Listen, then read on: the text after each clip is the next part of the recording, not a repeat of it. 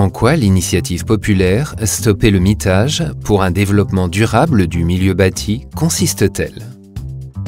En Suisse, le système d'aménagement du territoire a été mis en place.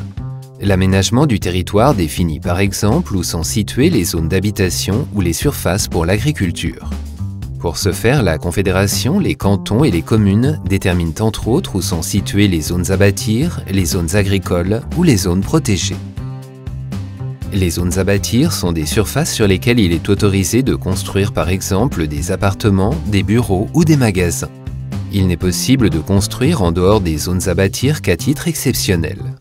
C'est le cas par exemple des constructions agricoles telles que les étables et les serres ou des constructions nécessaires telles que les routes et les conduites électriques. Qu'est-ce qui changerait? Si l'initiative est acceptée, la Suisse ne pourra pas compter à l'avenir davantage de zones à bâtir qu'aujourd'hui. Il ne sera donc possible de créer une nouvelle zone à bâtir que si une surface identique dans un autre lieu n'est plus considérée comme zone à bâtir. Il sera donc moins possible de construire en dehors des zones à bâtir qu'aujourd'hui. Les seuls bâtiments pouvant être construits en dehors des zones à bâtir seront ceux nécessaires à l'agriculture dépendante du sol. Ces bâtiments sont par exemple ceux utilisés pour la production de légumes de pleine terre ou ceux servant l'intérêt public, par exemple les réservoirs d'eau. De plus, la Constitution précise que les agglomérations doivent se développer de manière durable. Cela signifie par exemple qu'il y aura moins de nouvelles maisons et que les maisons comprendront davantage d'étages.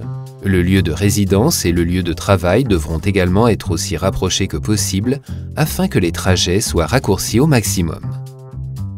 Quels sont les arguments des partisans? De plus en plus de surfaces sont construites en Suisse, entraînant la disparition des réserves naturelles.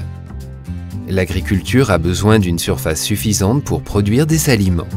Si les surfaces sont construites, elles ne peuvent plus être utilisées pour l'agriculture.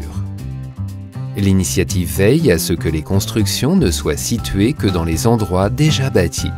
Et les espaces verts non bâtis restent ainsi préservés. Quels sont les arguments des opposants? Le peuple a déjà accepté en 2013 une loi veillant à ce que moins de surfaces soient construites. Les cantons sont actuellement en train de mettre en œuvre la loi. La population et l'économie ont besoin de surfaces pour se développer. L'initiative empêche ce développement. Et l'initiative désavantage les cantons et les communes qui ont fait un usage modéré des surfaces. Les prix des terrains et des logements en particulier augmenteraient. Si tu souhaites que l'initiative populaire « Stopper le mitage » pour un développement durable du milieu bâti soit acceptée, vote oui.